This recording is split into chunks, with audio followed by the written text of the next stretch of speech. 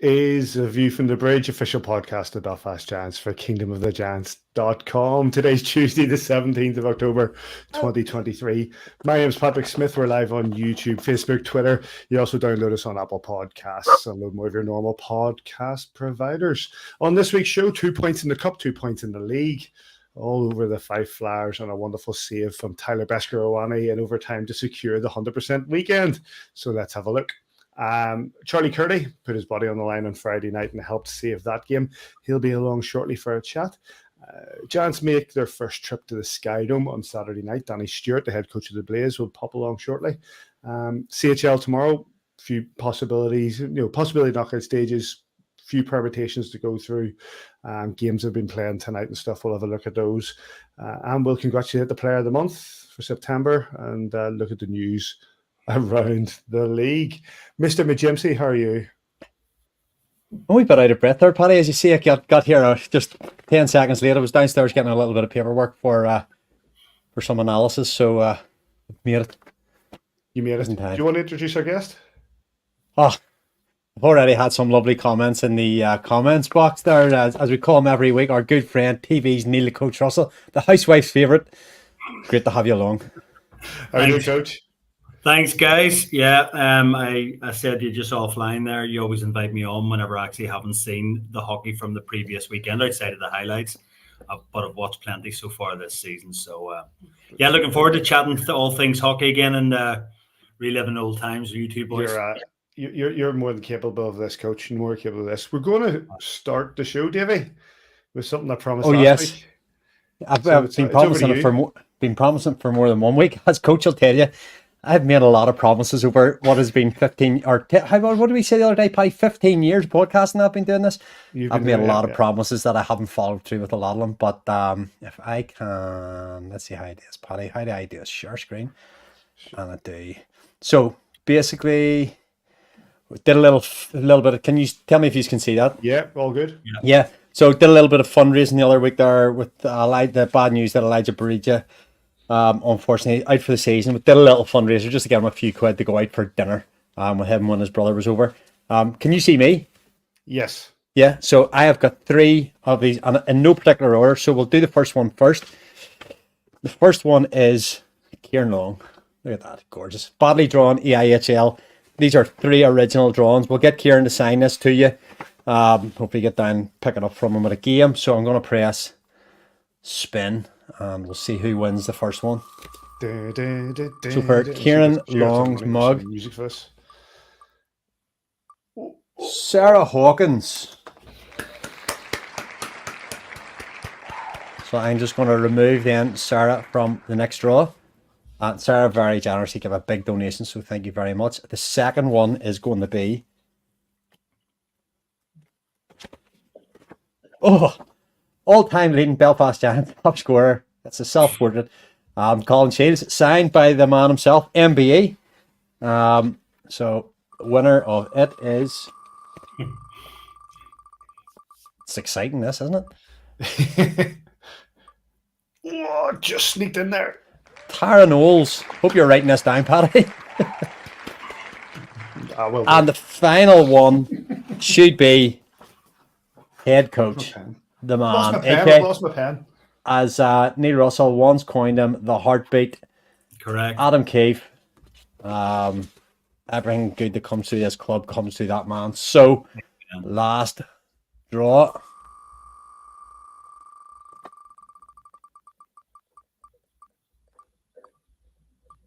No idea who this is, but I'll Bass Boy. I'll Bass Boy. So either you get in touch with us or I don't know what'll happen. Hold on. Been around the block long enough with you, Davy. Whoever won, get in touch. That's what I'm saying. Trust me, Davy will get in contact with you. So that's congratulations to Sarah Hawkins, to Tara Knowles, and to Earl Bass Boy. Yes, and we got a message from Elijah just to say, listen, thanks very much. Unexpected, unnecessary, but really appreciated. So we wish him well as previous in his recovery. The generosity of Belfast Giants fans, hockey fans in general, never goes wanting. Right, let's get stuck in, boys. The Belfast Giants had 2 games against the Fife Flyers, one in the league, one in the cup. Let's start with that Challenge Cup game that took place on Friday night at the SSE Arena. It was a 7-4 win for the Belfast Giants. Giants goals come from Nazarian, McLeod, Norris and Tedesco, all in the first 10 minutes. Ben Lake, Tedesco with another one, and Sato with the empty netter. The other side, Timo Pukkanen, Colin Shirley, James Spence and Lucas Cheeto getting the 4 for the Fife Flyers. In goal for the Belfast Giants, it was Jackson Wessel, 22 shots on, 4 goals against. At the other side, Shane Owen, 30 shots on, 6 against, so the empty net at the end. Andy Dalton, Daniel Ferguson were your 2 referees. Davy, 4-0 lead under 10 minutes, sort of killed it as a contest. The Fife did come back into it, but the 4-0 lead sort of killed it as a contest. Yeah, I think that over the last number of weeks, and we've been something that coach has banged on about for 10 years, and we I know we have mockingly at the end of the show, we have that piece where, well, about the next games to go, yeah, you got to come out, start on time, foot in the throat and all. But there has been a real emphasis on the Giants starting on time lately. Our good friend, there might be sound that you've muted, that's good. Our good friend, Coach Tom Cullen, said in the after piece that, you know, they call it bus legs, call it whatever, they're over on the coach. They didn't start on time. And the advantage of the Belfast Giants starting on time, especially against the Fife Flyers, is getting one behind Shane Owen is critical. You see what happens the following night. If you don't get one behind him quickly, he grows into the game, and all of a sudden you're in a real hard. But getting those early goals was key. Really early power play, converting straight away. Bit of a mix up in the lines with Greg Prince being out suspended, but a really, really strong performance. Bar, I'm not even going to say. I've seen people saying it was the whole that took the third period off. When you blow that lead up, it can be very hard to keep momentum going. And just for a couple of minutes, 5 minutes at the very most, I thought we just lost our way a wee bit. We got in a wee bit of penalty trouble. There's a couple of naughty things happened that obviously where the cameras are, they can't exactly pick them up. We run into a bit of penalty trouble.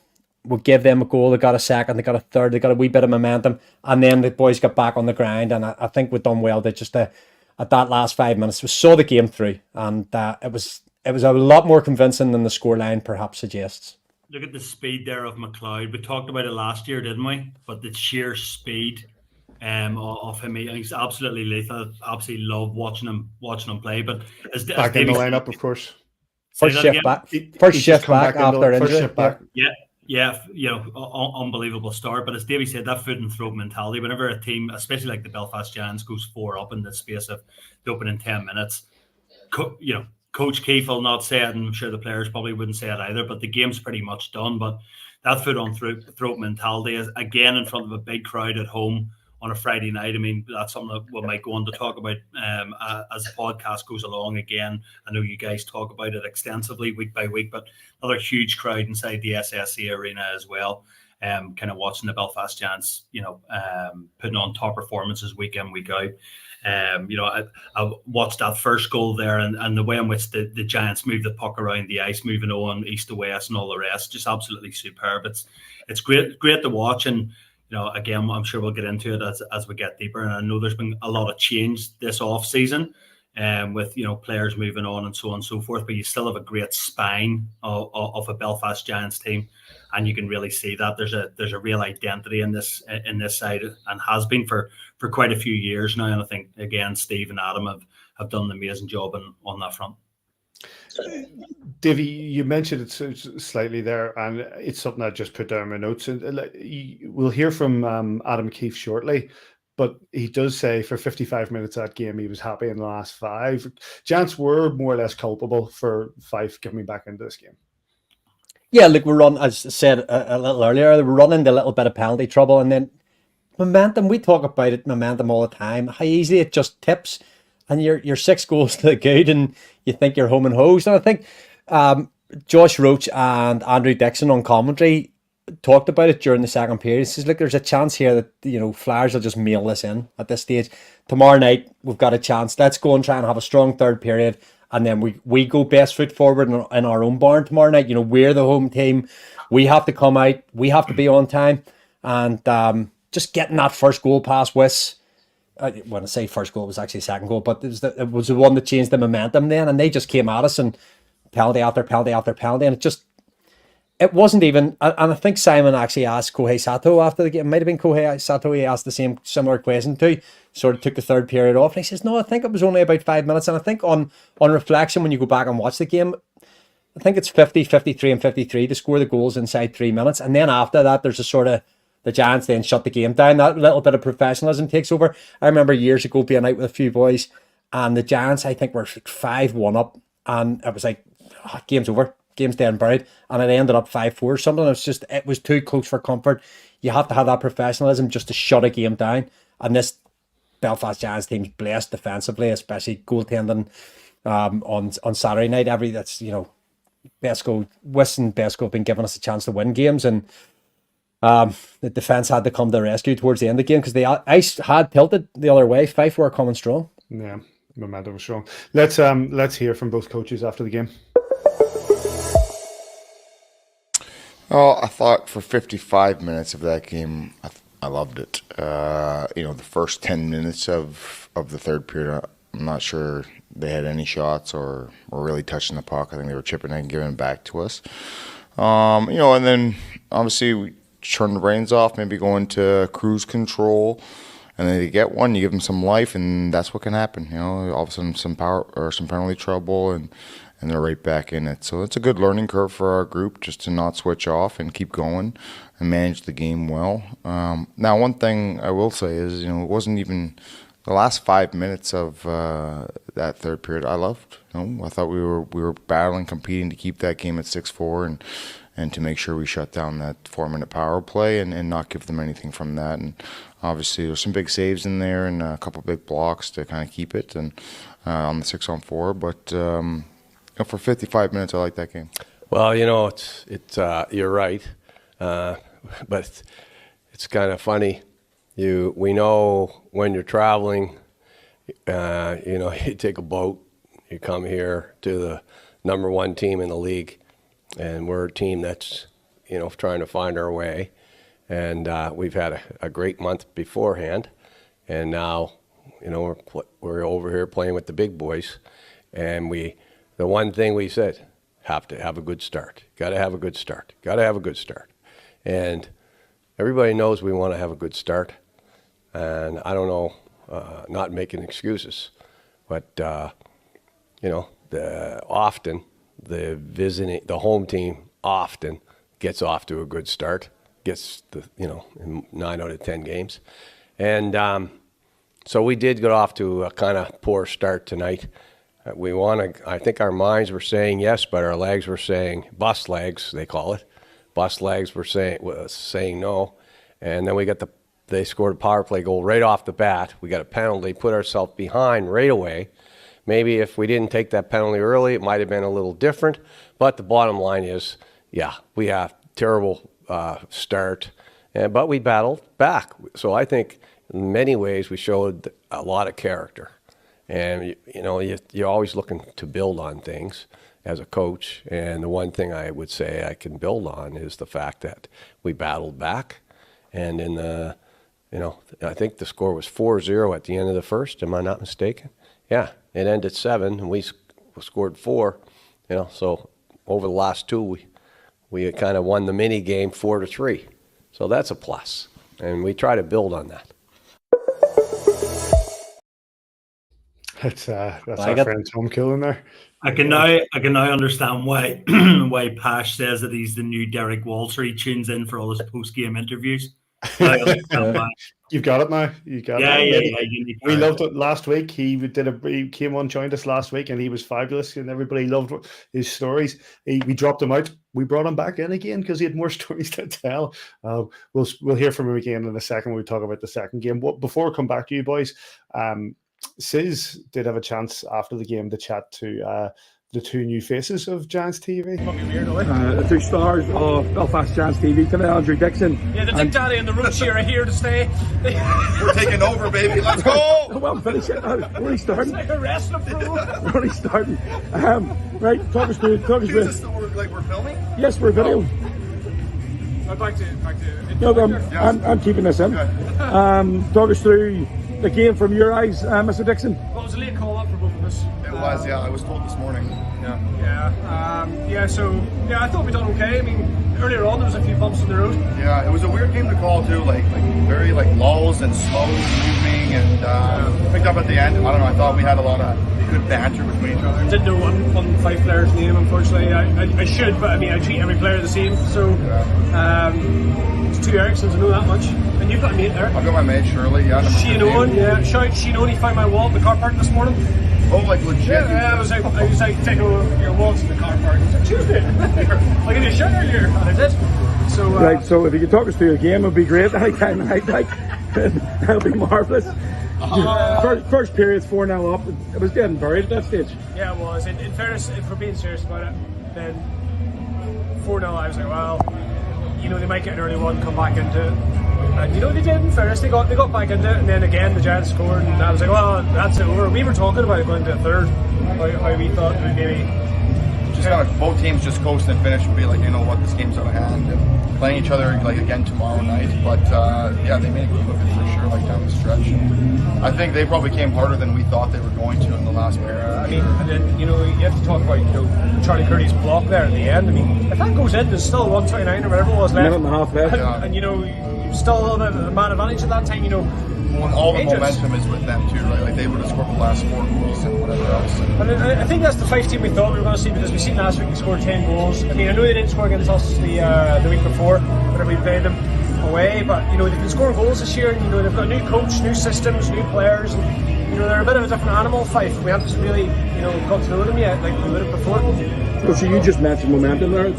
If they take that momentum from the third period, which were, in fairness, they were actually decent in the third, end of tomorrow's night's game, it could be a different result. 100%. Like what I see is like the way we started tonight at home. I think like they're gonna try to replicate that like in their barn tomorrow. Because like I said, they finished the game the better team, and going home they've got like maybe a little bit of confidence. Hey, we can play with these guys. So I'm expecting a very solid game again. Well, the last time we played was 1-0. So tomorrow night should be a good game. Yeah, 1-0 with what, a penalty shot, a great save by West, a post or something along those lines. So that game in Fife, could have went either way, and it speaks well for them. And to be honest with you, it's good to see them doing well. I mean, I know they went to the cup final last year, but they didn't make the playoffs. It's nice to see our teams progress in the league. Thanks very much to Andrew Dixon and Josh Roach, Belfast Giants TV Zone. Good night, then, gentlemen. Thank you. You're welcome. Thank you. Thanks to Dico and Rochi. We've more to talk about the Fife Flyers, obviously, next game. Just briefly, this game was also the Oktoberfest game. Lots of stuff going on in the arena. But the shirts have divided opinion, personally. Really like them. But I love that sort of stuff in regards to the German connection and stuff. It seems to have gone a little bit viral as well because of all the tests. So, obviously, from your point of view, Coach, job done. Yeah, I'm 100% job done. I think it's Glover. Glover seems to always be the driving force behind all the jerseys and so on and so forth. So yeah, I thought it was pretty cool, to be honest with you. Kind of one of those you look at and think they're horrendous, but they're horrendously brilliant, if that makes sense. And it does what it says in the tin. It's as Killer said on the podcast, was last week, the week before you guys had him on. It's all a bit of fun. I know you'll probably say a difference between Goldie chains and hockey jersey, but it's still a bit of fun, and it's playing on something, and it's managed to get a lot of traction internationally as well. So not fair play to Glover and the guys. Yeah, absolutely. The highlights from this game are on Giants TV, and we'll just quickly go to the next game that took place over in Fife.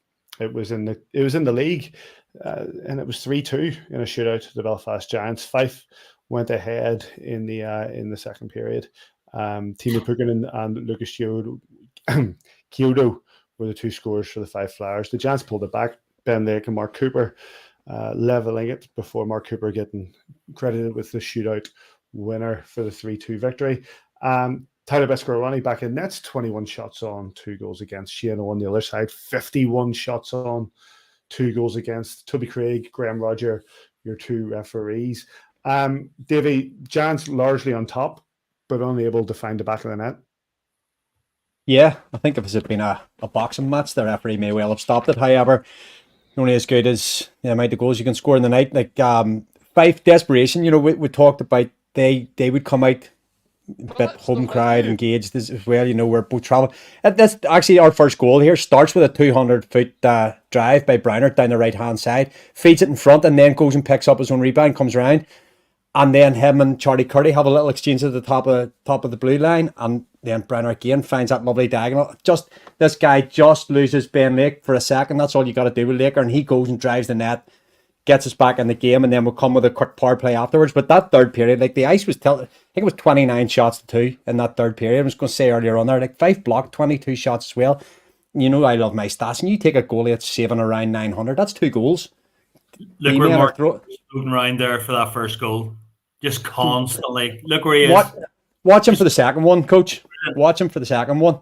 So this is Ben Lake's. Let's see if I can take the wheel here for the second one, because how quickly Quinn Preston, whose range of passing in tight spaces is just unreal. If I can get it when Preston gets it, this next time he gets it, goes out and he comes back to him. See if I can just pause at the right time. And as you say, you watch Coops where he goes to. So I know this is a bit boring here. Oh, come on. So, not yet. It's coming. That's it. That's the pass. That pass. And we did this the other week. Coops standing in the hash marks on the right, on the left circle. Bang. Cross the Royal Road and Shane Owen out of position again. But it's Quinn Preston for about 5 seconds before that. Coops comes out from behind the net, and he has a glance up, and he's watching there. While the puck comes back to him, and he plays a wee 1-2 with Naz, I think it is, down low, and then throws a cross-ice pass. He's made that pass 5 seconds before he's made it in his head.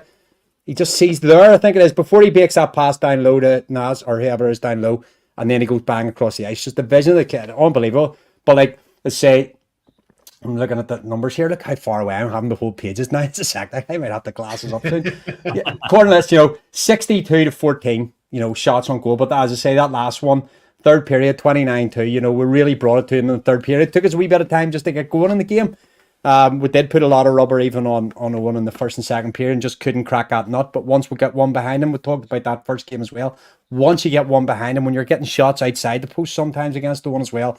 And then Captain Coops, two games, first star of the game at the weekend. That's when your captain needs to step up whenever you're under the pump, and Coops steps up with the game tying goal and the game winning goal. Like, what more do you want from your skipper? MVP, coach? MVP for me for the last, whatever it is now, three or four seasons. I think he's a fantastic hockey player. Good, honest, true hockey player. Just goes to the right areas, always net front presence, got a great one-timer, as we saw there. Just leads by example. I've no idea what, I've spoken to him on a few occasions, but I've no idea what he would be like inside the locker room and all the rest. Doesn't strike me as necessarily somebody that's going to be given Churchillian speeches, but he just leads by example, that old school kind of mentality. And again, I look at this, what are we now?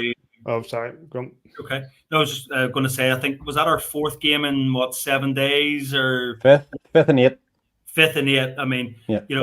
That's and look who the key players. I know we've seen Quinn Preston and numerous other players. They all play a part. Hockey's very much a team game, but in a game like this, which is very much like that 5th game in 8 days, as Davy says, who stands up? Ben Lake, Mark Cooper. And again, we talk about that spine of this Belfast Giants team.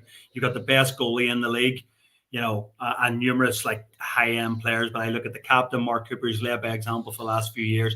Ben Lake, Simon Kitchens, he's his biggest fan. I suppose quite a few of us are not too far behind him as well. And it's those guys that come up trumps in a game like that. So I can't let it. I know it's not on the on the highlights there, but I can't let it pass without having a look at it. What about this? Best go save. Listen. Oh, it's just I got sent this by somebody unnamed, and the call was obviously this was an overtime, and it's the whether Tyler Beskorowany had saved it or not saved it. The referee had said that it was inconclusive on the video in overtime, and therefore the game went on. Your thoughts, Davey? I've been stung. It sounds like I was playing for the Stanley Cup. Detroit Red Wings get stung with this a number of times. The rules in the game, the referee can blow the whistle down, intent to blow the whistle. We don't know whether that puck was in the net before the ref blew the whistle, before he intended to blow the whistle. Wasn't given the night. So, sorry, Coach Coolan. It's no goal, mate. Inconclusive. It was inconclusive that it was over the line. That is who I got the message from saying we wanted. I don't think you can tell. You can't tell from that angle if that puck's over the line. You can't tell from there. Yeah, absolutely. Was he like Liverpool wanting the replay or anything like that? Or that's fake news. Actually, you know better than that. In the week of the derby, bet, don't be checking me that chat. Did he accept the decision and just move on like a man? Yeah. Actually, if you, I don't know, have you got the post game, Paddy? I do have the post game. Yeah. Tom Cullen's reaction to this is pure class. Let's go, Dave. Let's get the post game.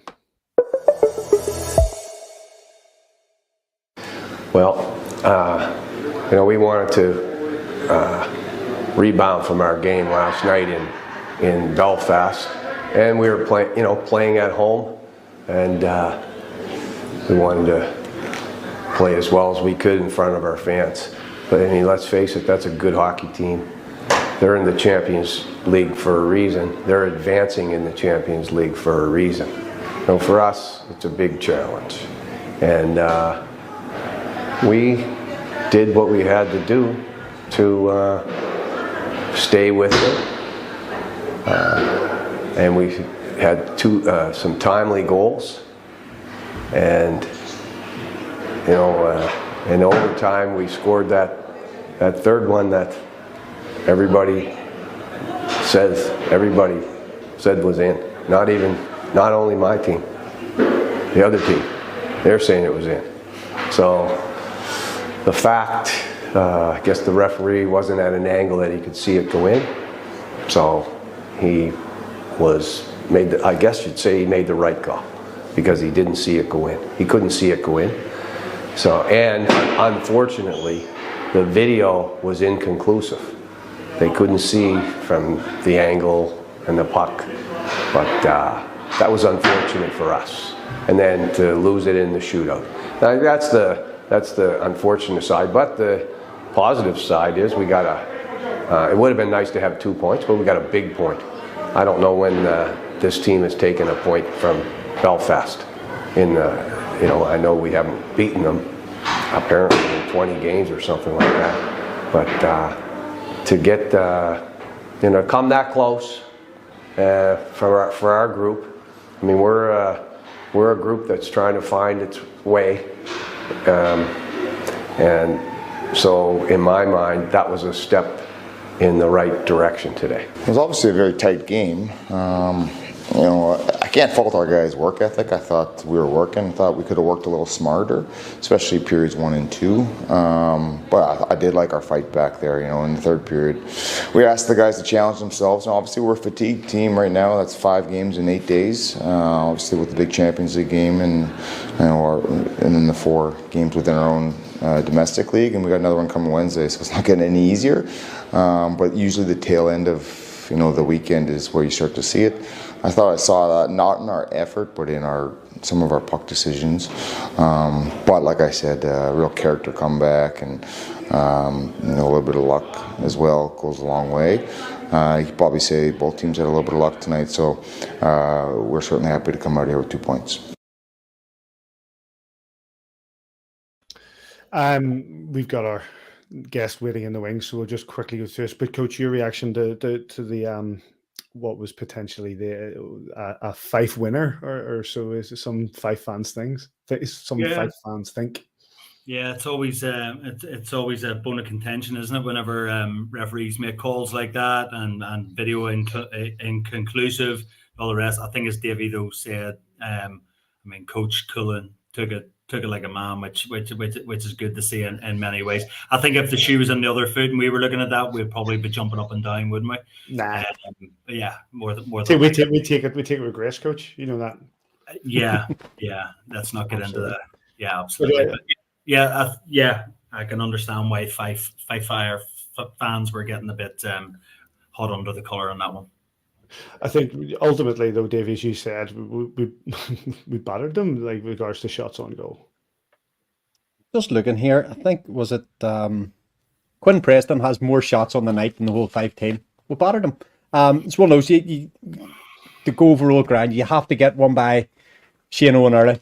And if you do, it's a different game against Fife. And we had him here for a season ourselves. We know how talented he is as a goaltender. And there's been a few games that we've played in this season that have been pretty tight, and there's been obviously the one blowout at the home barn. So I guess it's good to see Fife though, like getting a bit more competitive again. There many way too many years there for me where Fife kids kind of started to tail away a little bit, and I know there's a bit of unrest there. But I think the three of us going back I remember going many moons ago to the old Fife Arena there, and like before the plexi and everything. I mean, such a passionate fan base, good crowds that go in there, and I think from what I've noticed, I know I'm dipping in and out, more so these days than certainly previous, but the crowds seem to be picking back up again there.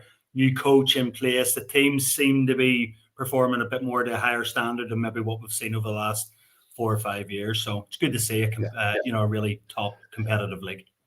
I think there was maybe about 1,300 or something in on the weekend, Coach. But we had a wee quick chat last week about Todd Duty. Obviously been there forever and a day, and move on. Tom Coolins came in, new broom sweeps clean and all, and he's maybe just reinvigorated the crowd, the support, just the people that work around the place, and just giving you, and they've started the season well. They've obviously had those few Scottish wins as well under their belt, and as he said, he's now mixing up with the big boys, and across the piece, across the 125 minutes as it was, plus overtime or plus penalty shots, they give a good account of themselves on Friday and Saturday. The highlights of that game on YouTube from Flyers TV, and we move on. The fan agenda brought to you by our friends at Belfast Giants TV. Our guest this week is a man who, before he'd even put on a Belfast Giants uniform, had scored at the SSE. That is, of course, former Yale student Charlie Curti. How are you doing, mate? Good. How are you guys? Doing really, really well. We'll come to that goal and that Friendship 4 appearance in just a minute. But how do you feel the last weekend went against Fife? It was good. We took care of business. It wasn't always pretty, and I really had to work for it in the extra time on Saturday. But 2 good efforts, and considering all the hockey that we've played, I think Coach Kiefer said it. He's happy with our work ethic, but maybe our decisions haven't been quite as on point, so not resulting in as many goals on Saturday as there were on Friday. But it's finding a way to win in so many different ways. That's the mark of a good hockey team. We're trying to put that together. That Friday game, obviously, we race out to that lead, and then things just start to, as Davey said earlier, penalty trouble gets in, things get on top of us. Those last 5 minutes weren't great, and you yourself had to put your body on line on the goal line to stop one going in. Yeah. Things kind of fell apart there, and you kind of tense up when the team starts to come back like that, and your form kind of falters towards the end there. But we had to hang on, and just on the PK, just trying to get in front of as many pucks as possible. Unfortunately, that one kept the game in our hands. So just happy to help there. Charlie, Davey tells me that you're leading the team in block shots. And I think as fans always look out for players who are willing to put their bodies on the line. Is that something that's always just come naturally to you? Well, my dad was a goalie. Not a very good one, but I think that's helped me, play the angles a little bit. But that's one thing. The knock against me in my whole career, dating back to college, was not as defensive, as defensemen should be. And so that's something that I've really taken to heart, and started. That's one thing you can do. If you can keep the puck from getting in the net in the first place, then you're going to prevent a lot more goals. So it's a good way to get your teammates to like you too. So. Adam Keefe made a living off it in Belfast. And fighting. Yeah, no, he's nails. I'm sure he did all the tough things. Charlie, you obviously came in at the start of the season, and we lost a couple of bodies early. Gino went down with a little injury in the Champions Hockey League, and you were called on probably more than anybody in terms of time on ice. Now, as a player coming in, is it just keep putting me out there, Coach, or was that something that weighed heavily on you, having to sort of coming in fresh to the club and having to be the go-to guy like every night?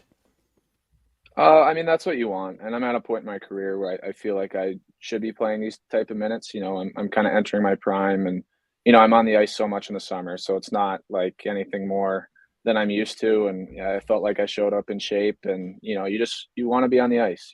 Sitting on the bench is no fun. Every time I get off the ice, I'm itching to go back on. So it's nice to be trusted in those situations by your coaches and the teammates, and all you can hope to do is perform and produce and do the things like block shots, do those hard things to show that you deserve to get those minutes.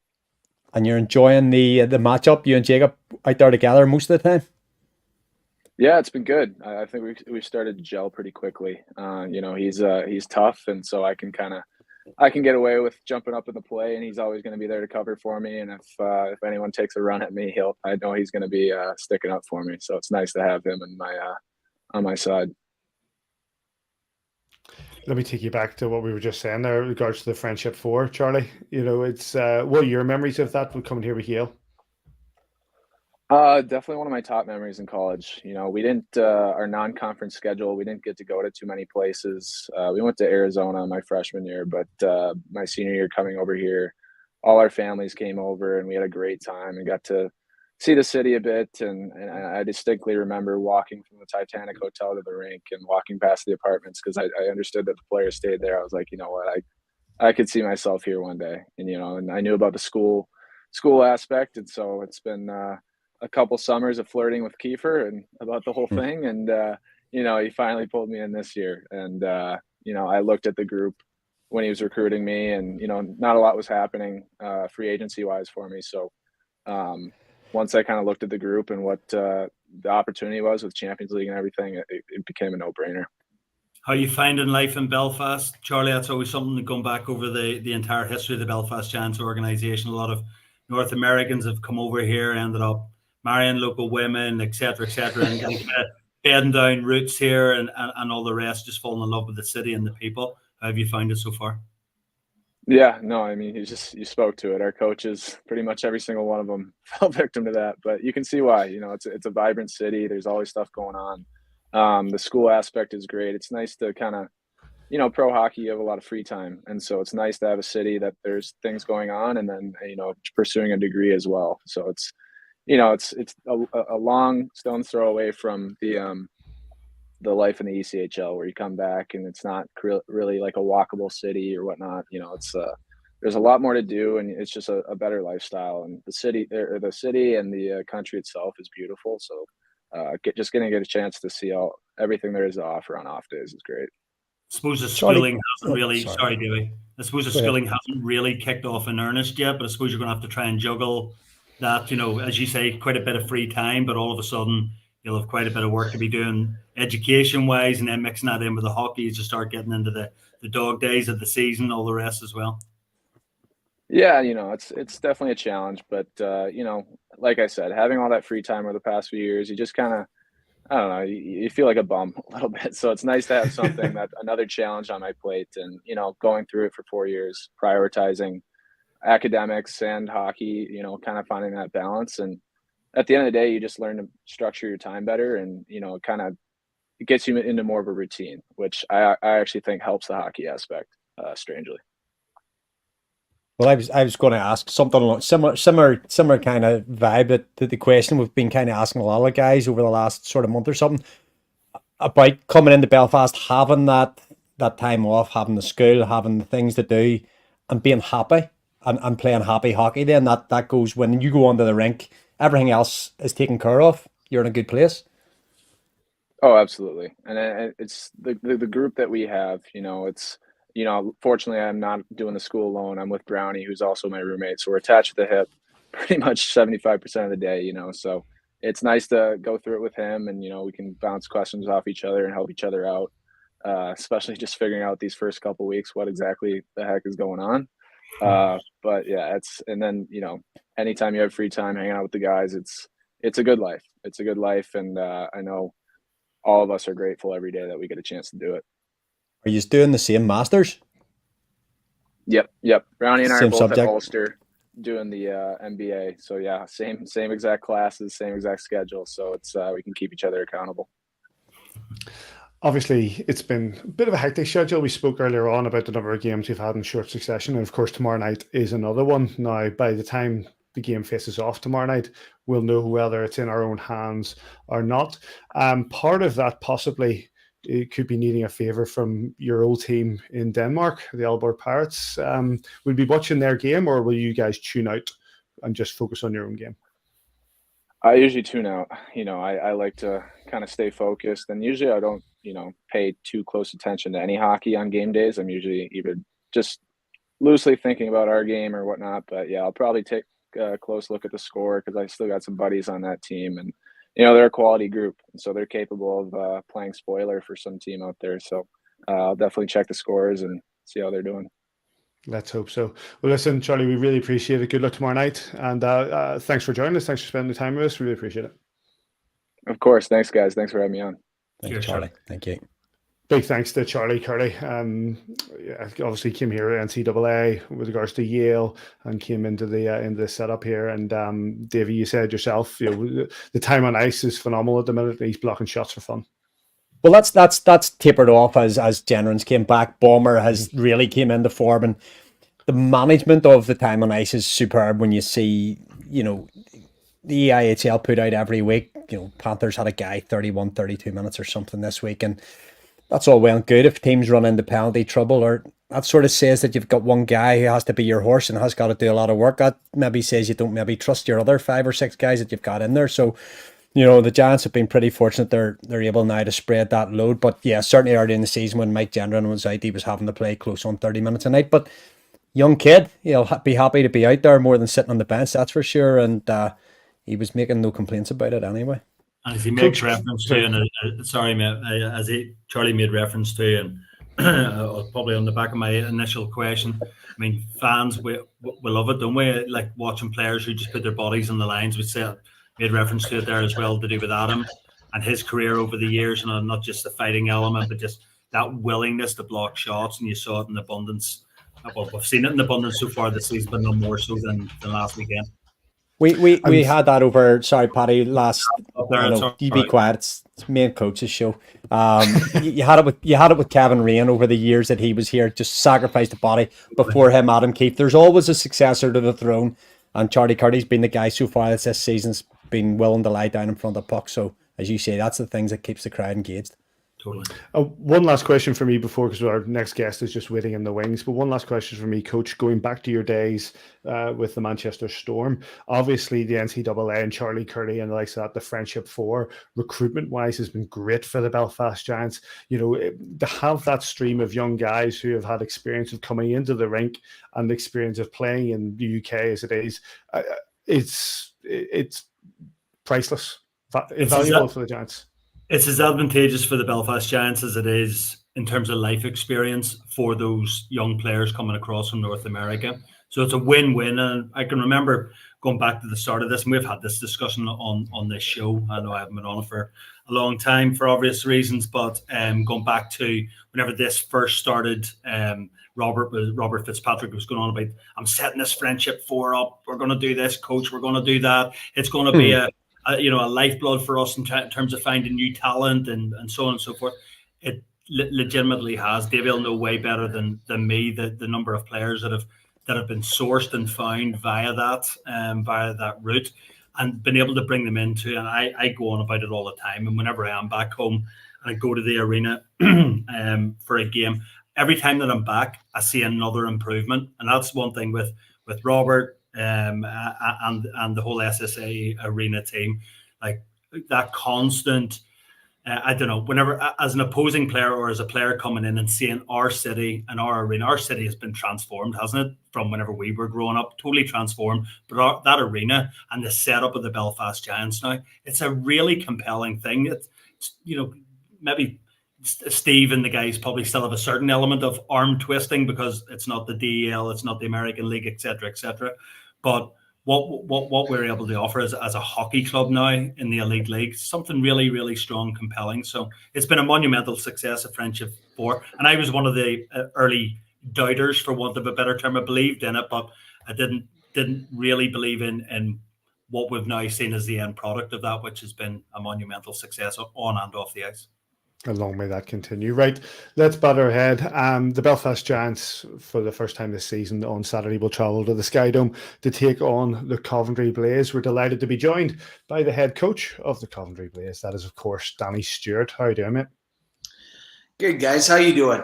Neil, good to see you. Well. You too, buddy. I was telling Paddy and Davey the last time I think I saw you. I think it was you're in the Tunnel Club as guest down at the Etihad a few years ago. So that's literally a few years ago now. Yeah, I enjoyed it so much. I stayed in the tunnel for the second half, I think. You did, that's right. Yes. Maybe bring you to Everton in a couple of years, mate. It'll be in the championship though. So I'll bring him to the new stadium. Coach, sorry, Danny, not Coach, Danny. You're coming off the back of a great win against Guildford the other night, but of course you had a tough one against Cardiff. Your assessment of where Coventry has been sitting in the last few weeks? We're obviously not where we want to be. Again, we had another big turnaround this year, and we got a younger group. And last year we had a big turnaround, and just for whatever reason, things just clicked from the start. We had that early success and built up some confidence, and we just haven't had that same connect from the start, and chipping away at things. And obviously leading up to Sunday, we had leaked quite a few goals there in 3 or 4 consecutive games, and just weren't defending well at all. Our puck decisions were horrible. And that's the thing, they kind of go hand in hand, right? Like if you're turning pucks over, you're never in your shape anyway, so it's tougher to defend. And but we had some good chats Saturday and Sunday, and we demanded a little bit more from the guys, and we got a good response against a good Guildford team. So although it was a great performance, we gotta start seeing some consistency within that now, and we look ahead to another tough weekend this weekend. How do you take that, Danny? I mean, sorry, Pat, I'm just going to jump in there on the back of what Danny was saying there, because having been involved in the sport from a management perspective, and then obviously working closely with coaches and all the rest, it's so easy. You get so emotional. You spend all summer long recruiting a team. You put your heart and soul into it 24/7, on the phone a million and 1 hours, finding out scouting reports, references, and so on and so forth. It's very easy, if things don't start well, to start to question your own judgment. How, with all your years of experience now, how do you kind of reason with yourself whenever you do maybe start off not as well as you initially obviously would have hoped for? Well, I think maybe compared to my first couple of years, you're kind of starting from experience now, right? And you got to be paid. I think anything needs time, and some things just happen quicker than others. And do we have the same horses as we did last year? I don't know. Time will tell here. There certainly gets to a point in the season where you start recognizing that maybe it's time to look at making moves and trying to get better, and we have looked at that to a certain extent. But I'm not a guy that likes to talk about firing guys publicly and stuff. I think that's something for behind closed doors, and we've got some work to do for sure. But yeah, I it doesn't take long before you're like, oh no, did I get that right or did I get this right? But like I said, sometimes no matter how much work you do, some guys can show up and exceed your expectations, and some guys don't match your expectations, and that happens year in, year out. So it's trying to limit those. And like I said, as now that the recruiting part's done and just, into the coaching phase, you're just trying to try and see what works for these guys. What worked for us last year may not work for us this year. It's a different group. We've had enough changeover that, it's not just even if you have the same group, you're not going to pick up where you left off. But we're just trying to find what works best for this, and if that means altering our systems and changing a few things, then so be it. That's what we got to do. We got to adapt to the group we currently have. You're talking now, Coach, about really earning your money, because this is now the coaching stage. It's very, very difficult to coach confidence, and it's probably quite difficult to coach consistency. So it's just really back to the drawing board. The hard work will. You'll put your trust in these guys. You've recruited them. You believe that these are the pieces that you need to, compete. So it's making them work hard and just getting back to the drawing board. Yeah, you're right.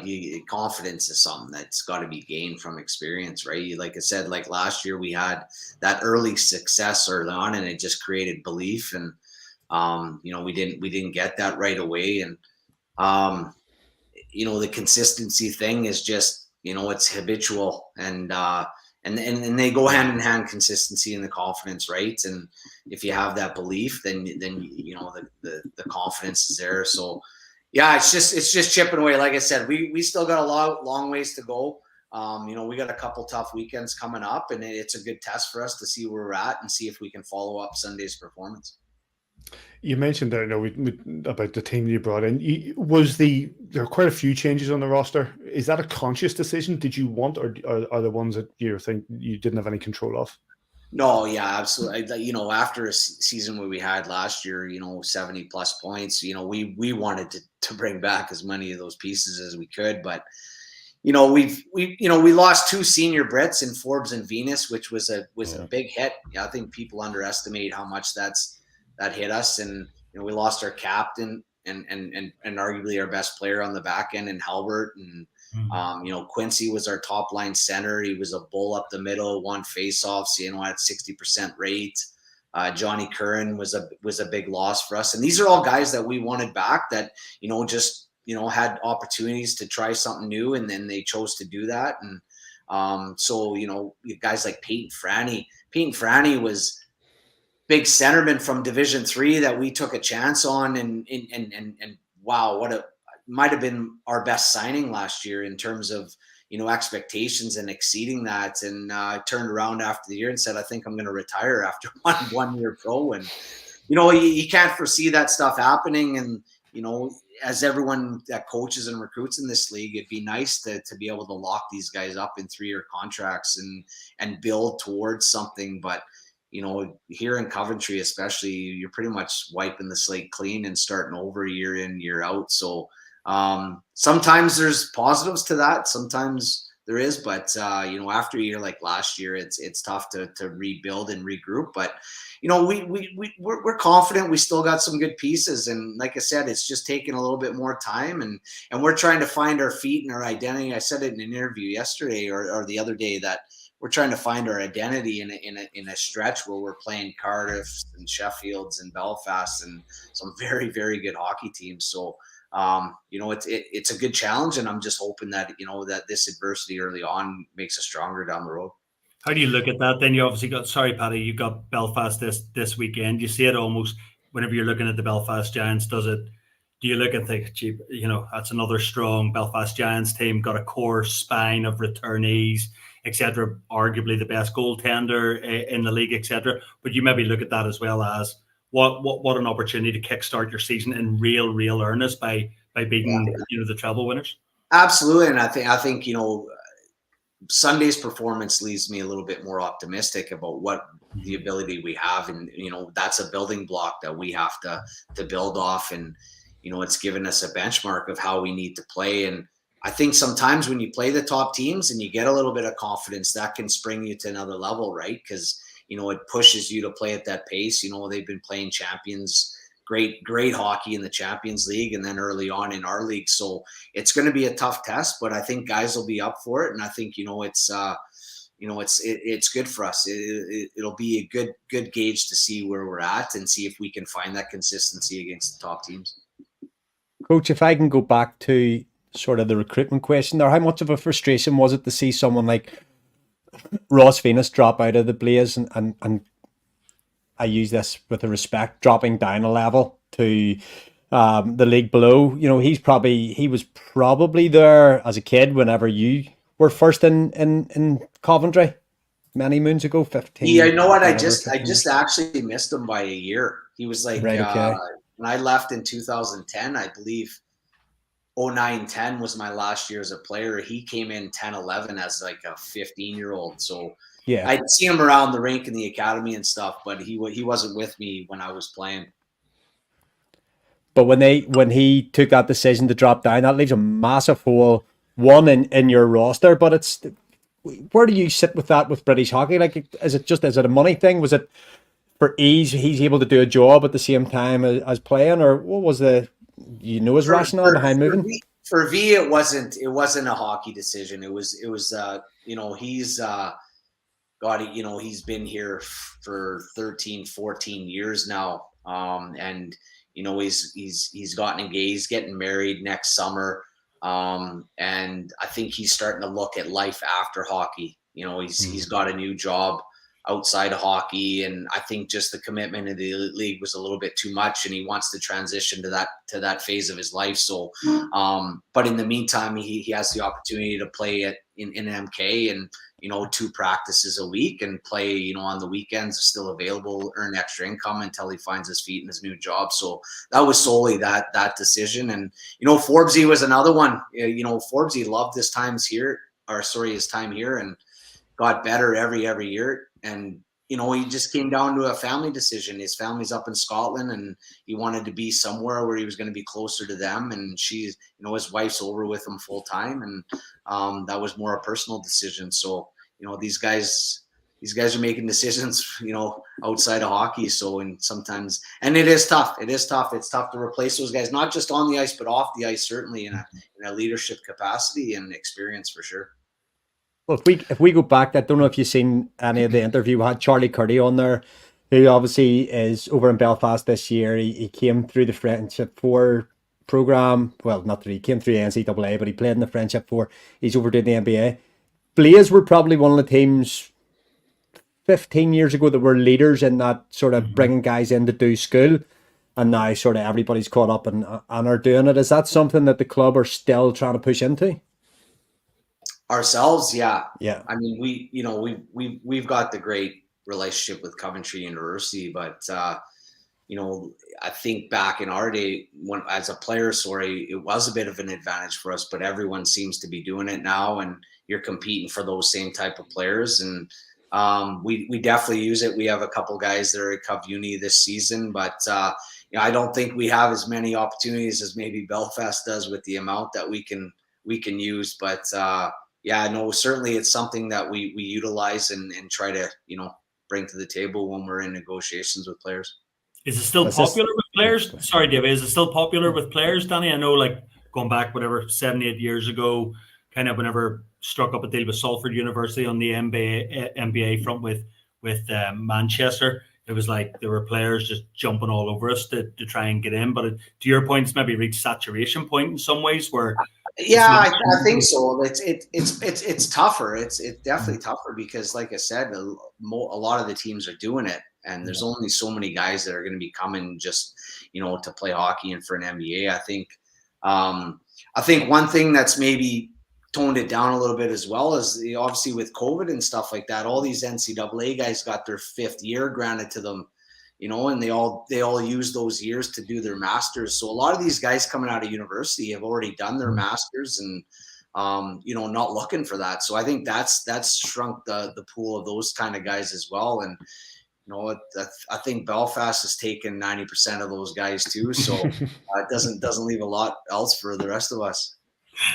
I'm going to come in now just with a question, if you don't mind indulging me, Coach, is that I always, you've been coaching one way or another in this league for 13, 14 years now since you took over in Newcastle. Before that, you were a successful player for the Coventry Blaze. I couldn't stand you. Couldn't stand you as a player. Three-time absolutely proper. Couldn't stand him. Three-time league winner. Isn't that you won the league 3 times at Coventry? Yeah. Couldn't stand him. Anyway, we often talk about how coaching in this league. There's something about players who have gone from coaches who've gone from playing in this league to coaching this league, and you see the successes that have happened there. Adam Keefe, yourself, Dasher. We've seen players. You look at Andrew Lord. The guys who have played in this league and went on to coach seem to have an edge that new coaches coming in this league from maybe even higher level leagues don't have. Why do you think that is? I think the league's unique in itself. I think with, with obviously the relationship with the British players and the imports, but also, it's different from team to team. I think some of us maybe have more hats than others, but for example, a coach comes maybe a great career in the East Coast League or somewhere else, and then he comes to the UK for a coaching job, and all of a sudden it's, you're booking the buses and you're organizing travel and you're setting up rotations for school visits. And, it's a different animal, I believe. And, some are prepared for it, some aren't. I think, the knowledge of the league as well with the travel and things like that, and just the day-to-day stuff. I think I think that's what gives the guys that have played in the league maybe a little bit of an advantage. I think also the guys that have obviously played in the country and have stayed to coach have bought into the culture as well. Totally. In the UK, and they understand the culture, they bought into that. Whereas maybe somebody from the outside coming in, they get here and it's like, well, why don't we have this? Why don't we have that? And it's, it's just the way it is. It's different here. There's some things we have here that they don't have in other leagues, and vice versa. So I think there's many reasons, but I think the experience is the main thing, they kind of recognizing how the league works, the travel and buying into the culture.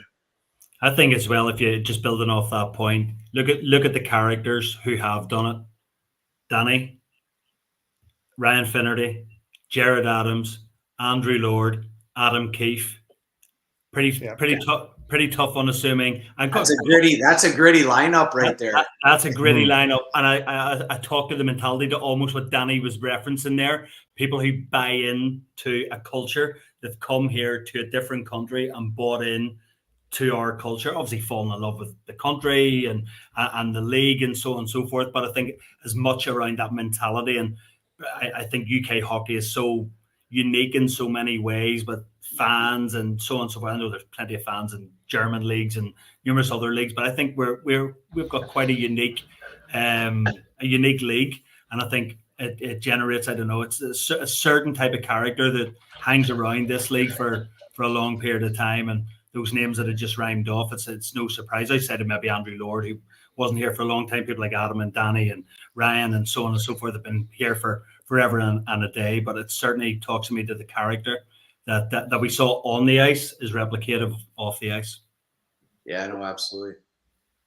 Coach, let's bring it back to this weekend. Obviously, the Grand Slam winning Belfast champions, the Belfast Giants, make their first visit to Coventry this weekend. Is that your team talk done for you? You know what?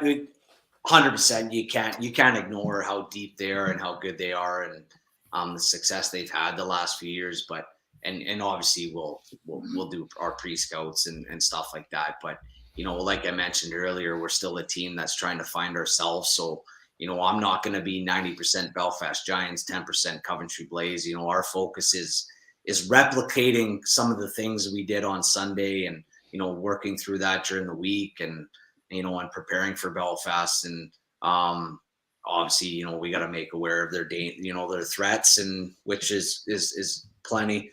But I think our main focus is still on us right now, and it has to be, because we're not where we need to be on a consistent basis.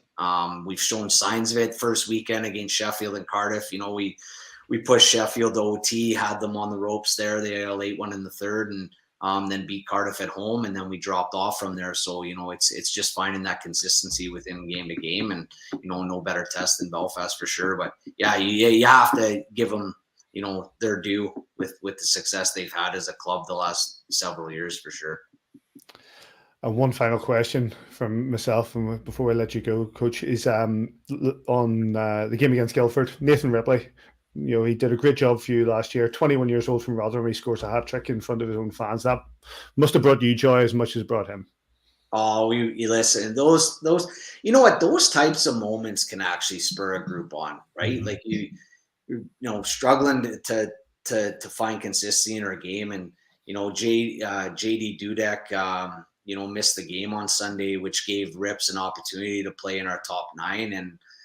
And then he goes out and scores a hat trick, and the bench is just going crazy. And I'm excited for him. He's a good kid, puts his head down, doesn't say a lot, works. And, he's just, and he got rewarded for it. And, sometimes this kid, I know a lot of times there's complaints about, are the Brits playing enough and stuff like that. And, I think in Coventry here specifically, we've done a pretty good job with our Brits the last 5-6 years in developing them. And, we've got some younger guys this year, Hazeldine and Hoppo were just 19 years old, and, they're averaging 6-7 minutes. Would I love to get them up to 10, 12? Yeah, absolutely we would. But, we're not just going to throw them out to the fire, because, with the league setup, you know, we talked about the uniqueness of our league too, right? And you're trying to find that balance between development, but at the same time, you got to win hockey games, you know, and it's always a tough balance. And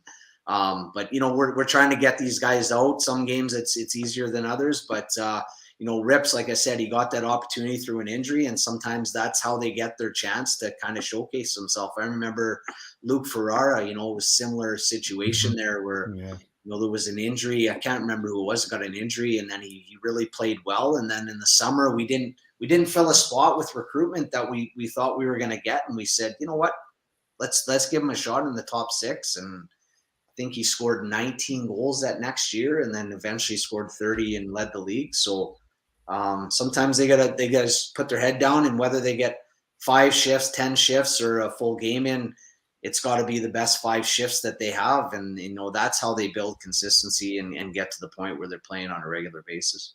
How does that make you feel as a coach? Because obviously, you know, you brought him in from Sheffield. You're the one to give him that chance. You're the one coaching him into this position.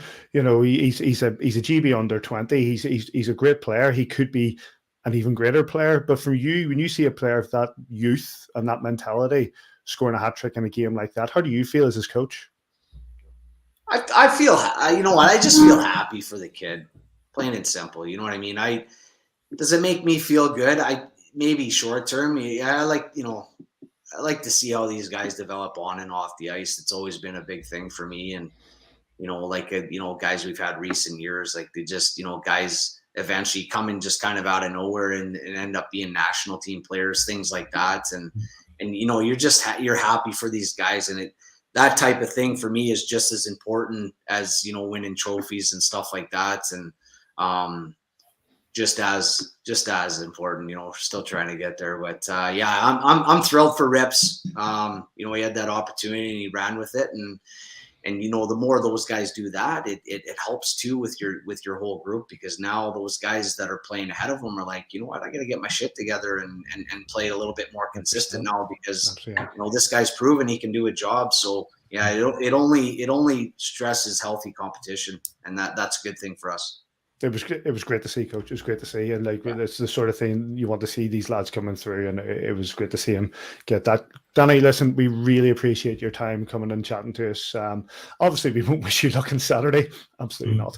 But going forward, we hope that we do well with the Blaze, and thanks for joining us. Okay, guys, thanks for having me. Always a pleasure. Take care. Good seeing you, Danny. Cheers. Big thanks to Danny Stewart for joining us tonight. And, you know, Coach, you know from your days with Storm and interacting with him on a organizational level, he's done he's been I was trying to look it up there. I know he's been at Coventry. He's been at Coventry for quite a while now after coming in from Fife. Yeah. He's done a good job.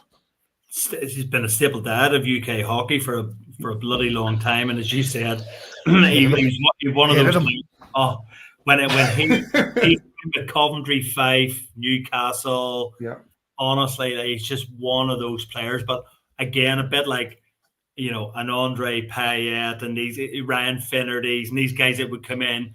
Like I affectionately said, ring wrap. Danny Stewart was a way better player than a ring wrap, but he played that style. He got under people's skins, little slashes off the puck, little scrums after the whistle. Just played with an edge, but he put up points as well. And he was just like, you could tell that his teammates all loved him, but the opposition absolutely hated him. We remember from our time as well, Darryl Lloyd, one of those types of players that just constantly chipped away at the opposition. But Danny's been here forever and a day. Not always the easiest, you know, working at that level with Coventry. There's a certain budget there in place as well. And I think Danny, if you look back over his tenure as Coventry Blaze head coach, it's very difficult whenever you follow in the footsteps. Obviously, Chuck Weber came in, didn't he? But everyone, certainly our era anyway, always looks at Paul Thompson, don't they? And whenever Coventry were a real force. Not Matty Soderstrom. No, not Matty Soderstrom. No. I always remember interviewing Matty Soderstrom way back when. And yeah, and I thought we had a great interview on the podcast once. He was good lad.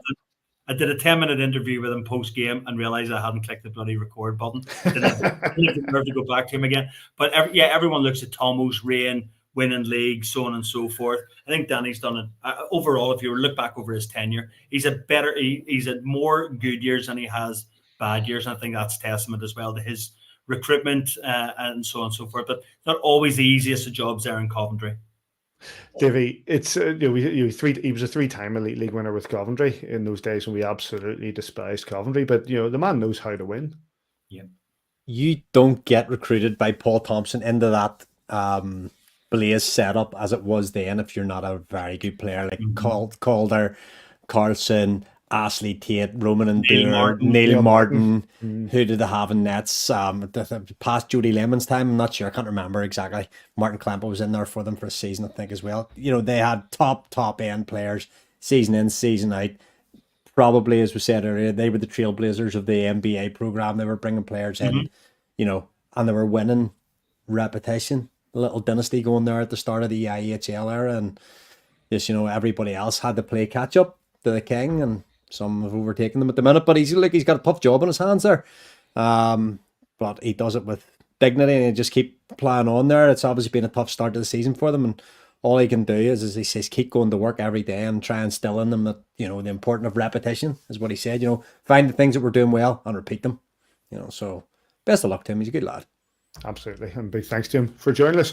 Right, guys, before we get to the news, just one little bit of business to deal with, and that is the player of the month for September. 34.6% of the vote went to 43 Quinn Preston. He is the first winner this season of the Views from the Bridge Player of the Month award, sponsored by Phonacab, presented after the game against Fife last week. Davey, I'll start with you. We had Jeff Baum on. We were talking about the various options. Kieran Long was obviously an option, but Q has been lights out. He has had a very strong start to his Belfast career. The amount of high-end assists we've been talking about. He scored goals. He gets a lot of offense. He creates a lot of offense around him as well. And I think we said last week, this guy's probably got an opportunity that he'll be in the short list, on more than 1 month, that's for sure. And, best go longer. Jeff Baumwell had really, really strong months, but the people spoke.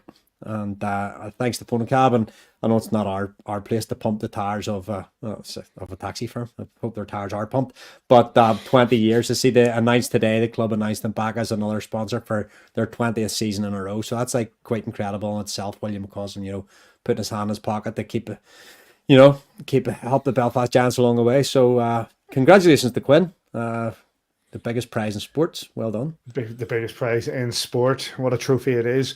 Coach, I think, and I might be pushing my luck here. We'll see where the season goes. But Quinn Preston is the closest we've had to a player that you would have described as X Factor. Ooh. Right, okay. That player, I've used the X Factor line on a few occasions. Who are we specifically referencing? Quinn Preston. Yeah, but who would I? Oh, well, like a Chris Higgins, like a. Oh, okay, sorry. I thought somebody that can change a game. Sorry, I thought you were talking about somebody specific. I was about to say. I'm saying. I was about to say I don't see Jeffrey Swayze and Quinn Preston personally. Yeah, 100%. And I think every team needs that. Really impressive, as Davey kind of highlighted on the Fife clip from the weekend. Just that vision, that great pass, etc., etc. You need that. You need those players that can just open up a game, especially in those kind of, dull Sunday night games, or maybe you've had back-to-back or three games in 4 nights and so on and so forth. You just need that one person. I used to say it about numerous different people. Chris Higgins is as a perfect example. Randomly as well, maybe some people would disagree. I always find someone like David Rutherford was just somebody who could just turn a game just all of a sudden, and there are a million and one other players as well that come to mind in that regard. But Quinn Preston looks like a really, really good find from Adam and Steve. The one thing I would say on that, Paddy, is that as good as Quinn Preston is, the players around him have to get on the same page, and he is through some passes that I think he said it a couple of weeks ago. He deked 6,000 people at the SSE the other week. Everybody was looking for the shot, and he's played the pass. But you've got in that away to Cardiff last week, he's gone for that fake. Ben Bounce has gone for it. Everybody's gone for it. But Daniel Tedesco on the show last week said, I was expecting him to pass to me, So they're starting to get on the same wavelength. Mark Cooper is wheeling out into that circle. Those guys know Coops is going to make that move, and they're looking for that pass. If the shot's not on, Coops is going to be there. So they're all getting on the same page. That little bit of chemistry, the gel that they talk about. So, good as Quinn is, the players around him have to be tuned into him as well. Great to see. Congratulations to Quinn Preston on winning September's Review from the Bridge Player of the Month award, and big thanks, as Davey says, to Fonacab, and congratulations to them on being a 20-year sponsor with the organisation. We'll be back at the end of this month to see who you're going to vote in as October's Player of the Month in a couple of weeks. Right, gents, bit of news. Start off with a bit of dops. Brandon Alderson, who was a brand new signing for the Cardiff Devils just the other week, just before the Belfast Giants game, actually. He was brought in, and in his first, one of his first games, he has been assessed. His first game against Coventry Blaze, assessed 1 game for slew footing. This was missed by the referees, which I find astonishing, because this coach is an open and shut case. Oh, 100% right decision. And how the hell they haven't been able to say that? I mean, Lino's there as well. Could have fed back some information. I mean, it's literally right in front of his eyeballs. That's naughty, and 100% justifiable suspension. I think it was only a 1-game suspension, Paddy, was it? Game. Which is probably fair enough. 1 game and a fine. Yeah, and I don't. Fine, yeah. I'd love to. Bag of pucks, mate. Yeah, exactly. Say no more. Yeah, it was not a justifiable suspension. Whenever you see it slowed down like that as well, it makes it look even worse. But I don't think there was no major injury or anything on the play, was there? No. Well, David, just to confuse before we move on to the next one, this is a week where, once again, referees have been getting personal abuse on the likes of social media. We do not like that at all. That is absolutely disgraceful. Now, what I will say, the referees are not above criticism, not in any way, shape, or form. But as we can see, that is something that should have been picked up by the referees, and that's frustrating for our point of view. But there's no justification, even with that, to basically, to abuse a referee. No, it's like they've missed the call. I felt there was a slew foot in our game as well. It was missed that brought Jacob Friend into an altercation. Just the way he falls, it's nothing else that kind of happened, but his legs were taken out because of the way he falls backwards. But the referees again haven't called. He's took matters into his own hand. He's got 2 for rough and 2 for unsportsmanlike. This is what happens. Players have to take things into their own hands if they're not protected on the ice. But yeah, you can't be. It's too easy nowadays to go and give somebody. You can be in somebody's personal messages like that. It's not okay. Yeah. It's like we're all doing jobs. If I had 6,000 people watching me doing my job every day, they would maybe see me doing it well once in a blue moon. So we all go to work, and the guys that are playing this game are really, really fortunate, because they're playing a game for a living and they're getting paid for it, and they're really, really, they don't realize how blessed they are to be doing this for a career. But the refs are there to facilitate the game. No referee puts on those stripes to try and ruin a game.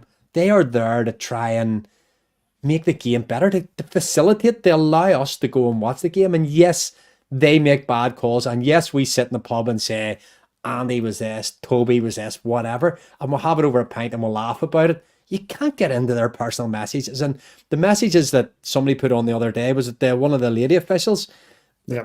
When you take it to that misogyny level as well, it's just not okay. And I don't know whether there's a young kid as well, but then you don't know this because that's the way. That's okay, but I'm having this. I've got a 13-year-old girl, and they're reading stuff in school at the minute about deconstructing misogyny. You don't have to deconstruct misogyny at 15 and 20 if you teach kids when they're 5 that it's not okay. So that wee lad that sent these messages that are out of order, as long as he's dealt with in the proper way by his parents and explained to you that this is not okay, then the next step is that he'll never do it again. It's not okay to abuse a ref. It's not okay to justify by saying, well, he's only 10. That's not okay. Absolutely. Right. There was one more adopt, and that was Didrik Hembrandt of the Nottingham Panthers. Coaches Nottingham Panthers against Dundee. One game. Well, here is his coach is going to come in and defend this. What do you see? 1 game for slashing. Davey, I'll start with you on this. Nottingham, in regards to the game against the Dundee Stars. Again, open and shut case here. I cross my legs when I watch it. David? Panthers player. What do you want me to say here, boys? Like, this isn't a good one to be coming to me first on. Let's be honest. Minimum 10 games. It's absolutely disgusting. Could have killed him. Whenever it was that, it goes back to what the old adage: "Don't feel them, count them." I mean, it was just absolutely, yeah. You can see that he gets a hit against the boards. He's not happy about it, but there's no justification to get up, especially when you're carrying a stick and going at a man's parts like that. Yeah, no, it's again. I was going to say it's a low blow. It literally is a low blow. Per form, just reactionary, of course, in the heat of the moment. But stupid play from him. What did he get done for? One game. Slash. One game. It's almost a bit more of a spear for me in slash, but that's not nice.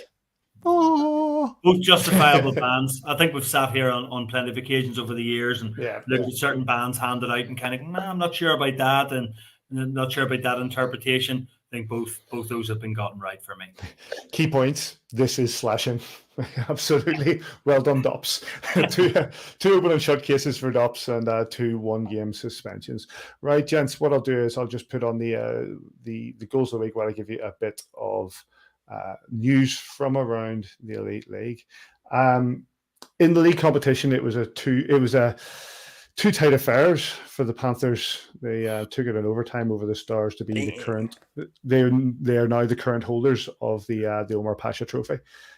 Where before they went to a defence is optional game up in Glasgow, where it finished 7-6 to the Panthers in a shootout. In the Challenge Cup, it was a good weekend for Cardiff, a bad weekend for Guildford. I'll come back to them in a second. Sheffield took a 6-3 win in the Drizzle Dome for cup points before heading back to Sheffield, where they compounded Mark Lefebvre's bad weekend with a 3-0 win over Dundee. Coming back to Guildford, they were pounded, as we said earlier, 6-1 by Coventry in the Sky Dome, which had young Nathan Ripley scoring that hat-trick we spoke of. They've now released Anthony Petruzzelli, with Paul Dixon saying, quote, as is always the case with the horrific part of this business, the results of the team force decisions that impact individuals. Gents, last season's league runners-up are bottom of the Elite League after 4 games. Their only points come from 2 overtime defeats, and bottom of the Challenge Cup group with 1 win and 3 losses. So 1 win in 8 games. Coach, was that expected? No, I've actually seen a few of the Guildford games so far this season, and they're just missing that. Almost like what Danny was talking about earlier on with, you select or recruit a team over the summer, and like what happened with him last year with his Blaze team, it just clicked. This year's Guildford side, it's just not clicking, and we've associated, haven't we, really, since Guildford came into the league, with a Paul Dixon team which is fast and incredibly skilled, and I think I still see speed in that team, but I just don't see a cohesion. Davey touched on it there as well about the fluency and the tic-tac-toe plays, that chemistry that's absolutely essential in hockey. And Guildford are just a million miles off at this stage from what I've seen previously with the Flames. No doubt, listen, Paul Dixon's an experienced coach. He's been round the block. Not every season can you be kind of, pushing the upper echelons. There's going to be a down season in there at some stage. I know that maybe a down season by their standards, maybe 2-3 years ago. But Paul Dixon will put it right. He'll not be afraid to make changes, as we've already seen. Davey, we were in there just the other week and we spoke about them and about how they turn physical when things aren't going their way, but there were some issues, especially defensively, and we were getting in on Eamon McAdam on probably more than we expected to as fans. That Digger has to make the changes, doesn't he? He has to bring these changes. I thought defensively they were wide open structurally, and that's down to players. I'm not criticizing the coach, I'm not criticizing anyone because I'm just a guy sitting analysing it. But for me, they allowed us to walk straight into the house time and time again. It was almost as if, the goalie will have to bail us out here. They were just leaving the door wide open, and you can't. But the changes as forward. He's changing it forward. Petruzzelli. Sometimes offense can spark something as well. You know, they're obviously badly missing Daniel Tedesco's goals that Brett Ferguson scoring a lot last season. I think Ben O'Connor might even be leading them in points at the minute, you know, from the back end. And, you know, a lot of changes there. It was always going to be hard for them to follow that season up because it was a big, dare I say, unexpected just how far they pushed the envelope towards the end of the season. And, you know, they've still got Ryan Tate in there. They've got quality mixed in amongst it. Mm-hmm. And you talk about the grit, but I'm not sure the grit without the direction is what you need. I think they're lacking at the back end personally, and a change at the front end was a bit of a surprise. But obviously, it's a results-based business, and that's how Paul Dixon feels that he needs to spark them into something, and maybe he feels he's seen enough from his decor that they're okay, but wanted to spark them in a different way. You make these changes quick, Coach, when things are in a bad position. Yeah, and that's why I was kind of asking Danny earlier on. Like, they obviously, they picked up that great win, didn't they, on, what was it, Sunday against Guildford? But it's so easy in that position because you spend not even all summer, really from the back end of the previous season, you're almost mentally, if you're in the playoffs, you're obviously hoping to make the playoffs and get to the Final Four, but you're starting to really think about the construct of your team for the following season and identifying players around the league and looking at tape of players in various different leagues. And these guys spend morning, noon, and night, I mean, literally 24/7 during the summer period, looking at videos and speaking to former coaches, speaking to the players themselves, teammates, so on and so forth. And they put their heart and soul into it. So whenever it doesn't, you know, the players all turn up. Everyone's excited, as they always are, every single preseason, go through induction program, getting players into their house, get them all set up with their bank account, blah, blah, blah. There's energy, new kit arrived, new teammates. There's a real buzzing and energy around the team. And then all of a sudden, 3-4 weeks in, and it's like heads are down. We can't win a game, no puck luck. And then all of a sudden, and that's why I always talk about like character, the importance of character and having that spine in your team. Because if you have it, or if you don't have it, that can very, very soon derail your entire season. Because whereas if you have people like, I don't know, your Adam Keefes of this world and Calvin Elfrings and blah, I'm going back to a certain vintage here, of course, as I tend to do. Ask your parents. Yeah. But the point still stands. Those guys they set certain standards and they'll negate any kind of strong negativity feeding into that team that could go on for a protracted period of time. Very interesting to see where Guildford go from here and who they bring in. Gents, the Belfast Giants have 3 games in the next 7 days, one of which is tomorrow night against Dinamo Pardubice from the Czech Republic, or Czechia, if you wish. Everybody over the course of the last 24 hours has been talking about the different permutations and different things that could happen, possibilities. As we sit right now, the Belfast Giants probably only have one likelihood of going through coming into. First of all, fundamentally, they have to win. They have to get those 3 points from a regulation win. And looking at the table as it is after today's game, Ingolstadt got beat, but they've still qualified. Munich, Ben, Tabra, the reigning champions, are out of the Champions Hockey League. They have not made the final 16 after all games played. But the Belfast Giants will require the Aalborg Pirates from Denmark to go into Trinec and take a win. And that game happens before ours. But they'll have to go in there and take a win for the Belfast Giants. Had to have the opportunity to leapfrog them and go into the knockout stages of the Champions Hockey League. Fundamentally, Davy, though, tomorrow night we have to win and do our bit first. Yeah, and like if we win, and well, actually, irrespective of the result, it's been a pretty uplifting experience in the CHL this year. If they win, win 2 your home game. What would that be? All 3 your home games. All 3 home games. You've won, and we took. If you scroll to the top there, Lucarama are right up there. We took them to the wire. The only team that's really gubbed us were, Tampere, and unfortunately. And unbelievably, they're right, and they're the only ones that really put us to the sword. And for us, that was on a travel. The 24 hours after our first game was always going to be difficult. Our second game of the season, it's been a positive run.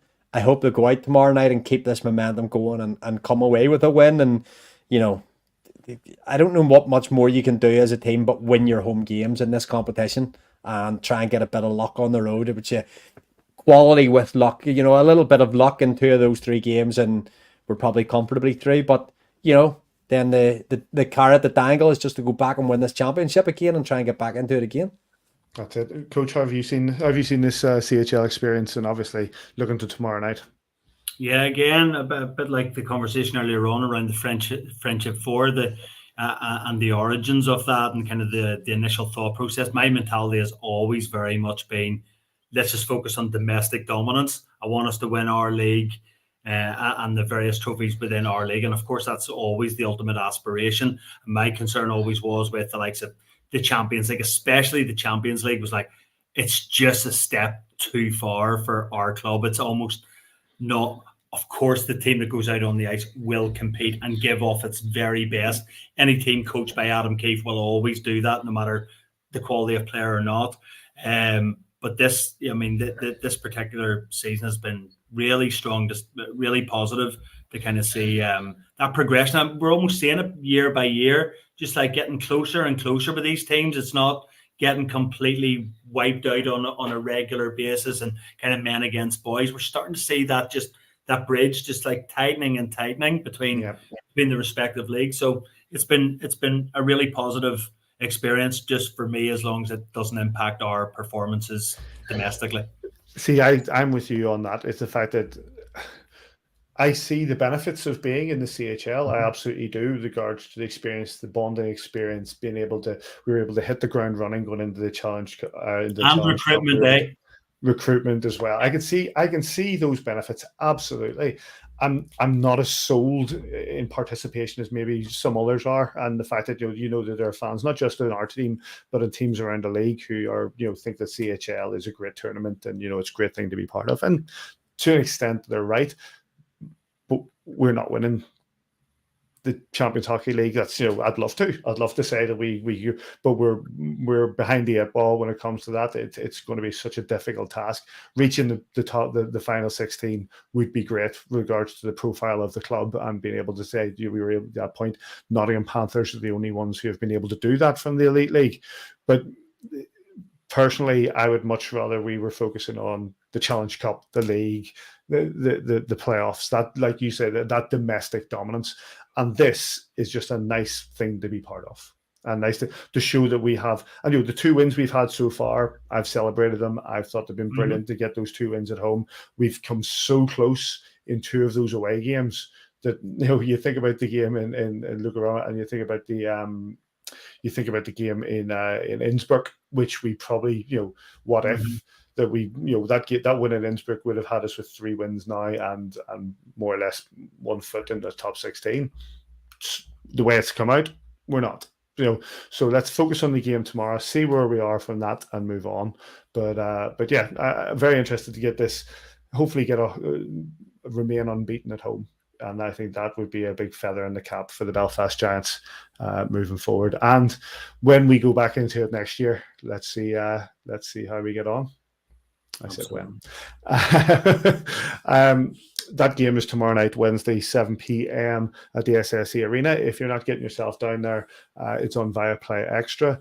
The 2 other games, Blaze away, as we mentioned, with Danny Stewart, Saturday, 7 p.m. at the Sky Dome with Blaze TV with Ed and Stu.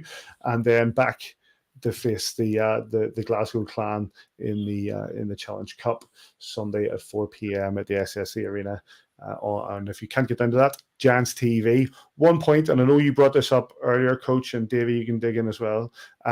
One thing from last week's Challenge Cup CHL game, I was quite surprised. I know this falls into your wheelhouse, Coach, but I was very surprised, pleasantly surprised at the crowd on a Tuesday night at the SSE Arena. I think the Belfast Giants, post-COVID especially, have done the most remarkable job. I mean, every time that I tune in, it almost looks like, whether it is or whether it isn't, it almost feels like coming across the webcast, there's another full house, pretty much. I know certain stand might not always be in and so on and so forth, but again, all 3 of us go back and kind of think the whole way through. And those kind of first 2-3 seasons couldn't get a ticket for love nor money. Then you start to remember periods of time where like 75-80% of the rink was empty. And, then you remember Todd Kelman becomes GM and it starts to build up slowly but surely, incrementally, year by year. And then, and I know I tend to do it, but certainly the last lot of years, that arena, the setup of the Giants, the work that Steve, all the entire team, Steve, Robert, everybody there. I mean, it's a proper proposition. I mean, I saw something flashed up on social media. Must have been one of the players' wives or girlfriends had put up a TikTok that ended up going viral. The way in which that all came across, and like if you were a player sat in North America at the minute, to the guy's point earlier on around playing in the East Coast Hockey League and so on. So when you're looking at that, you're thinking, geez, what a value proposition to go to somewhere like completely different part of Europe, get over there, see a different part of the world. Who doesn't love Ireland, Northern Ireland, blah, blah, blah, all that type of stuff. People love that travel. The experience looks absolutely amazing. So I think the guys have done an absolutely amazing job over the years. And I think the embedment within the Belfast community, the Belfast Giants is truly a part of the fabric and the DNA of the Belfast community. And we can say that with real honesty and conviction now. We would have said it at different stages, saying, oh, the Giants are brilliant in the community. The Belfast Giants is known by the vast majority of people now, and people have had that opportunity to come and see the team. And it's just really resonated. And again, talk to people like Adam, who has done so much work over the years as well. Just things, the organization is experiencing a real high. We've experienced it all, haven't we? The good, bad, and the ugly over the years. I think both you guys have heard you saying it on the podcast. Enjoy these times while we're flying high, winning trophies. It's not always the case, and fans will have to be aware of that. If I'm sure the vast majority are aware, it's sport. It's cyclical. Sheffield Steelers will win the league again. The Cardiff Devils will win the league again. Nottingham Panthers may well win the league again at some stage.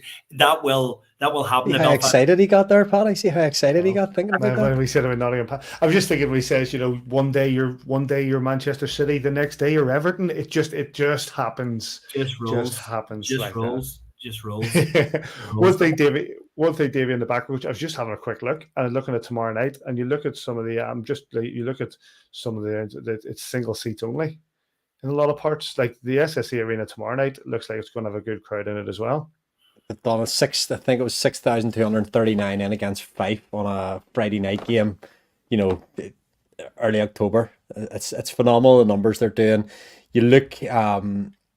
If anybody had actually any interest in my stat sheets, I record all the crowds that we'll have home and away and do averages just to see where we're at. And like when you see our home versus away, if it's not Sheffield, if it's not Nottingham, like the numbers are just unfeasible. What Says and Laura and Steve and all the people you have named there and that are involved in the back. The key to probably the success for me for the Belfast Giants in the last 5-6 years, just a couple of years before COVID and then post COVID, it's down to the people. I know ultimately it's down to the players, but it's down to the coach and his assistant coaches and then the back of house, your Glovers and Michael Barr and Says and Laura and all the people, the volunteers and all blah blah blah. And we could get all involved and don't want to name names again because you forget somebody, you feel really bad. But it's a real team off the ice that just allows the really high level team on the ice to go and do their stuff, because then they can have no excuses. So real keepers said it often, it's a no excuse organisation. They do all the hard work off the ice, as the players do, to prepare themselves to be ready to go and be ready to go on time. And that's what this team is doing. They're being ready to go on time. Absolutely. Those three games, as I said, Wednesday night against Dinamo Pardubice, 7 p.m. in the Champions Hockey League. You can get that on Viaplay Extra with Murph. Blaze against Giants, Saturday 7 p.m. at the Sky Dome in the league. Blaze TV of Ed and Stu. And Giants against Clan in the Challenge Cup, Sunday at 4 p.m. back at the SSE Arena. And you'll get that on Giants TV as well if you can't get down there, because there's a lot of tickets being sold. Any other business, boys? I'm just going to. Well, there's one thing I want to throw up. There's one thing, isn't there, Davey? There's one thing I want to throw up. I don't know if anybody knows, but I think it's 10 years, Davey. Bless Is him. it 10 years since Davy broke his leg? It's hard to believe. It's hard to believe. Hard to believe. I don't think I've ever mentioned it on the podcast. I don't know. But I don't think you have. yeah, it's just over 10 years. 12th of October 2013. Lily was merely 2 weeks old at the time. Was she even that old? I never mentioned it. She was about 2 weeks old, and that's me and Danny Bright, the pigeon. He never played again. I got back in the pit. Pigeon never played again. He became very gutsy. Used to burst his shirts, the buttons on him. He just got a bit chubby, old Brady, but never really played football again. But I got back on the pitch. Don't know if you've heard, but I played it. Did all right. Yeah, right. Heartbeat of that team, Davy. Heartbeat. You never mentioned it, mate. So I know that my memory is not what it was, Coach, except whenever you say how many people were at the arena and you go, oh, there were 6,239 last week. But like, I remember little bits and pieces of that because it wasn't that great. Did you not join the podcast that night live from the? He recorded something from his hospital bed, didn't he? I broke it on the Saturday. I had my operation on the Sunday, so I was out of it for like 24 hours on the morphine, and then Lily came to visit me in hospital on the Wednesday morning, and I did the podcast live, or maybe the Tuesday. Did the podcast in the little visitors room. Never miss a show, mate. Haven't missed too many in 15 years, Paddy, to be fair. I did this. I'm starting to do the stats for the show, Coach. I'll throw you some numbers up when I get it all finished. But what I can tell you, this is episode 448. Jeez. It's friggin' mental. Really? 400 episode 448. So how many would you have been a part of, Paddy? Not all. Probably 430. Probably 430. Yeah. Maybe. Yeah. I know that he went through a wee phase. Coach, you remember when Hitchy would come in and host, and Paddy would be skiing, and Paddy would be get ready, Davey. It's coming. We're all booked. You going away again, mate? Yeah, we're going to March. The coach knows my love of skiing. He shares it. Likewise, very much so. But yeah, I think there was a period during my honeymoon where Hitchy did about 5 or 6 on the trot. Arnie Schwarzenegger, do you remember that one? Schwarzenegger, right? Mate, it's like so. You're talking about tell your kids. For anybody that's still watching, I know the numbers are tipping off because we're getting a wee bit boring at the end here. But like before we did this on StreamYard and we did it live and we didn't had to go and edit it, and like it was on MP3 recorder, and I was trying to make notes and like sitting up to 2 and 3 in the morning trying to get this edited because Hitchy had been just off his head the whole night, and like sitting at 3 o'clock in the morning so it could be uploaded at 8 o'clock the next morning. Mental what we used to go through for this. Yeah. And now it's all changed. Now you get to see our faces. So, I don't know. Swings and roundabouts. Right, gents, unless there's any other business for me, I'll start to wrap things up. No, Coach, listen, it was a late call up. We really appreciate you you stepping in. I know that best wishes to Simon. He wasn't able to join us this evening, but I appreciate you coming in short notice. It's good to see you. It's good to have you back. Yeah, likewise, boys. Hopefully we'll get caught up at a rink at some stage. Always appreciate the call. I know we speak to each other via the old WhatsApp group on a daily basis, but always good to see your faces. Always good to talk hockey on the show. And thanks for giving me a shout. No, it's good to have you, mate. I know Davey especially loves having you back on, don't you, Davey? Oh, I do, because as I said at the very start, well, I give you a mention every single week, Coach, apart from that, but like, dead at the start, let's get this started so we get it over. 1 hour 43, standard Coach podcast. Last week, to be honest with you, mate. Yeah, I thought it was quite Neil good Russell today. podcast. It was quite good. It was 1 hour 40 last week. So yes, as we say, CHL tomorrow night, and then the Blaze game away on Saturday, and the Clan game at home on Sunday. Big thanks to Charlie Curti, to Danny Stewart, to Deco and to Rochi as well. Simon getting that interview. Thank you to everybody who's been interacting and sent us messages through the show. We really do appreciate it. You get us at AVFTB on Twitter. You can get us on Facebook, kingdomofthegiants.com. You can get us on Apple Podcasts, YouTube, you know where you can find us. And thanks to you boys for joining us. And wherever you are this weekend, we hope you enjoy your hockey. And we'll catch you here next time on A View from the Bridge.